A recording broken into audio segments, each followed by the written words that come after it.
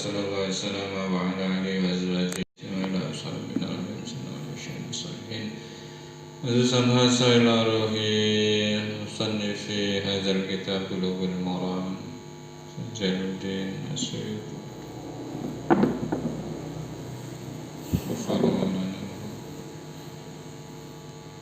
Syai'ulillahi lahumul fatihah. A'udzu billahi minasyaitonir rajim. Bismillahirrahmanirrahim. Alhamdulillahi rabbil alamin. Arrahmanir rahim. Maliki yaumiddin. Iyyaka na'budu wa iyyaka nasta'in. Ihdinas siratal mustaqim. Shiratal ladzina an'amta 'alaihim ghairil maghdubi 'alaihim waladdallin. Bismillahirrahmanirrahim. Qala asy-syaikhul musannifu rahimahullahu ta'ala wa ataman naf'a bihi wa bi'ulumihi fit dharaini amin.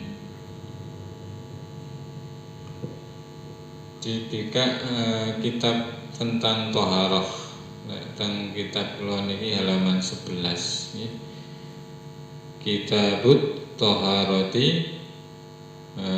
Kitab pertama kitab Bulughul Maram. Perlu disumerepi kitab niki kitab hadis nggih. Ingkang isinipun hadis-hadis ingkang sahih. Sarahipun nggih menika Subulus Salam. Nggih kitabe Subulus Salam. Kitab Sarah Bulughul Maram. Kita mulai. Bismillahirrahmanirrahim. Kitabut Thaharati utawi kiku kitab nerangake sesuci. Babul miyahi utawi kiku bab nerangake pira-pira banyu. An Abi Hurairah saking Abi Hurairah radhiyallahu anhu qala Abi Hurairah qala dawuh sapa Rasulullah Kanjeng Rasulullah sallallahu alaihi wasallam oleh dawuh fil bahri ing dalem nerangake laut. Wa utawi al bahr iku at-tahuru suci apa ma'uhu banyune bahr wal hillu lan halal apa maitatuhu batange bahr. Akhraja ngetokake ing hadis sapa al arba'atu imam papat wa ibnu Abi Syaibah lan ibnu Abi Syaibah. Walabdu tailafate iku lahu betuwe ibnu Abi Syaibah wa ibnu Khuzaimah lan ibnu Khuzaimah wa Tirmizi lan Imam At-Tirmizi wa rawahu lan riwayatake hadis sapa Malikun Imam Malik wa Syafi'i lan Imam Syafi'i wa Ahmad lan Imam Ahmad. Hadis pertama dari Abu Hurairah radhiyallahu an berkata, titik 2, Rasulullah sallallahu alaihi wasallam bersabda tentang masalah air laut. Tentang masalah air laut. Tanda petik, laut itu suci airnya dan halal bangkainya. Laut itu suci airnya dan halal bangkainya.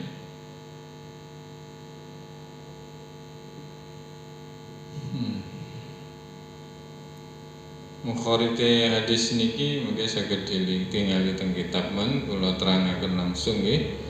Pada hadis pertama niki Kanjeng Rasul ndhawuhaken bilih laut menika toyone suci, batange halal. airnya suci mensucikan, badangi bangkainya itu halal. Niki dari hadis niki bisa diambil hukum pilih semua yang hidup di laut. Yang hidup di laut niku baik itu yang dari hewan maupun dari tumbuhan niku halal dan suci. Halal dan suci.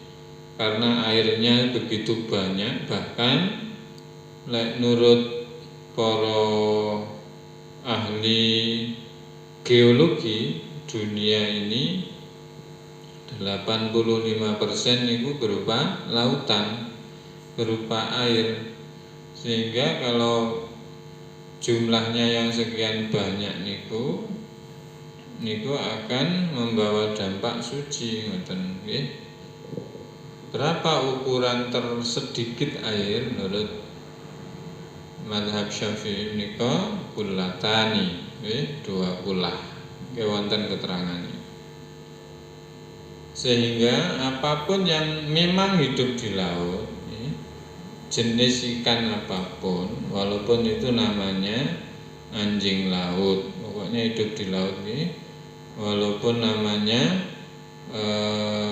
misalnya harimau laut atau kuda laut atau apapun tapi memang asli hidup di laut dan tidak bisa hidup di daratan, maka dia selain suci juga halal. Apalagi tumbuh-tumbuhannya, karena tumbuh-tumbuhan itu semuanya halal kecuali yang membahayakan, dimakan membahayakan itu baru haram karena unsur membahayakan. Paham nggih? Dados dalam hal ini Islam niku agama yang logis, agama yang sesuai dengan fitrah manusia. Fitrah manungsa menika segala sesuatu yang dibutuhkan dan jumlahnya banyak. Lautan niku kan luas sebenarnya, kekayaan laut niku begitu banyak sayangnya mboten ketinggalan, mboten mawon tinggalane toyo, tapi kalau diselami dengan baik maka kekayaan Allah di lautan itu begitu luar biasa. Apalagi Kanjeng Rasul dalam hadis niki menetapkan bahwa semua yang di laut niku halal. Kecuali mboten sing mboten pareng niku hewan darat yang dibawa ke laut yang statusnya haram. Berarti tetap haram lho nggih. Ojo sampai sing haram no daratan digono laut berarti halal mboten. Sing asli hidup di laut niku disebut ma'uhu maitatuhu. Dhamir hu niku kembali ke bahar, laut. Nomor kalih wa an Abi Sa'id Al-Khudri, lan saking Abi Sa'id Al-Khudri radhiyallahu anhu qala Abi Sa'id qala dawuh sinten Rasulullah sallallahu alaihi wa alihi wasallam, innal ma'a tahurun la yunajjisuhu syai'un. Innal ma'a setuhune banyu iku tahurun suci, la yunajjisuhu ora najisake ing alma, ora najisake ing alma apa syai'un suwiji-wiji. Akhraja ngetokake ing hadis sapa salah satu imam kang telu, wa sahhaha lan nyokake ing hadis sapa Ahmad Imam Ahmad. Dari Abi Sa'id Al-Khudri radhiyallahu anhu berkata, bersabda Rasulullah sallallahu alaihi wasallam, sesungguhnya air itu suci dan tidak menjadi najis oleh apapun dan tidak menjadi najis oleh apapun. Para santri bilih hadis kedua niki memberikan kepastian malih datang kita bahwa air itu ya selama namanya al-ma' belum bercampur dengan apapun. Kalau ulang, selama namanya al-ma' dan belum bercampur dengan apapun yang sifatnya najis, maka air itu tetap suci. Sehingga air niku artinipun ngeten. Air itu secara alamiah niku suci, baik itu yang datang dari mendung namanya hujan, yang datang atau yang pagi-pagi karena kabut nempel di pohon namanya embun, atau yang langsung keluar dari bumi namanya mata air ya, atau air itu yang sudah mengeras kemudian mencair namanya air es, air sumur, atau air yang memang asli misalnya tadi air laut niku semuanya suci. Mungkin dalam bahasan para ulama yang bisa membuat air niku najis itu adalah najis itu sendiri. Jadi karena ukuran yang disebut air alamiahnya berubah, air ini kan sifat keasliannya kan bening gitu. Tapi dia misalnya menjadi keruh. Keruhnya ini disebabkan oleh apa? Penyebab keruhnya niku adalah yang suci, misalnya tanah, maka air itu tetap suci. Tapi kalau keruhnya ini karena najis, misalnya kotoran hewan ya, maka jelas air ini menjadi najis karena bukan airnya, tapi karena kotoran hewannya itu. Jadi tidak ada air yang turun hujan misalnya menjadi najis, mboten. Tapi dia setelah bercampur dengan najis, itu pun ukurannya menurut mazhab Syafi'iyah niku 2 kulah. Dan kalau lebih dari 2 kulah niku walaupun tercampur dengan najis asalkan tidak berubah bau, rasa dan warna, niku tetap suci. Mungkin dibahas pada hadis-hadis berikutnya. Secara inti tidak menjadi najis oleh apapun itu maksudnya air itu secara alamiah sifatnya suci. Tidak ada yang dari sononya langsung menjadi najis. Dia menjadi najis karena kecampuran oleh najis. Nomor 3, wa Nabi Umamah lan saking Nabi Umamah Al-Bahili radhiyallahu anhu qala abil Umamah qala dawuh sinten Rasulullah sallallahu alaihi wasallam, innal ma'a la yunajjisu syai'un illa ma ghalaba ala rihi aw ta'mihi aw launihi.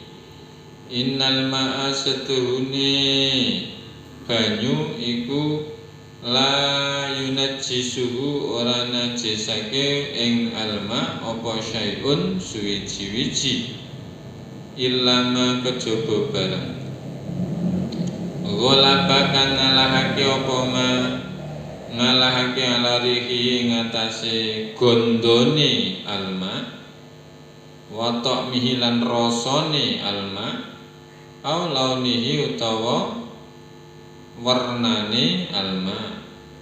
Akhraja ngetake hadis sapa Ibnu Majah, Imam Ibnu Majah.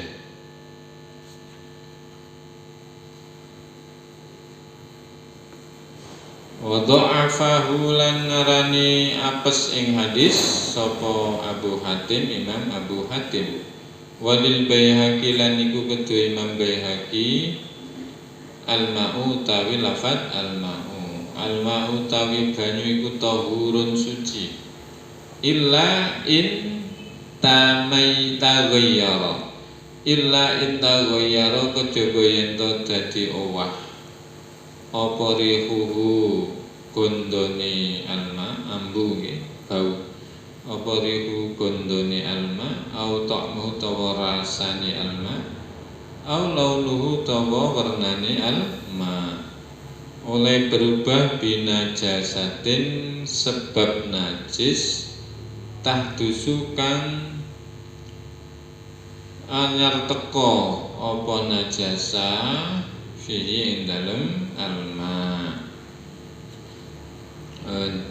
Terjemahnya dari Abi Umamah radhiyallahu an berkata, bersabdalah Rasulullah sallallahu alaihi wasallam, sesungguhnya air itu tidak menjadi najis oleh apapun kecuali hal-hal yang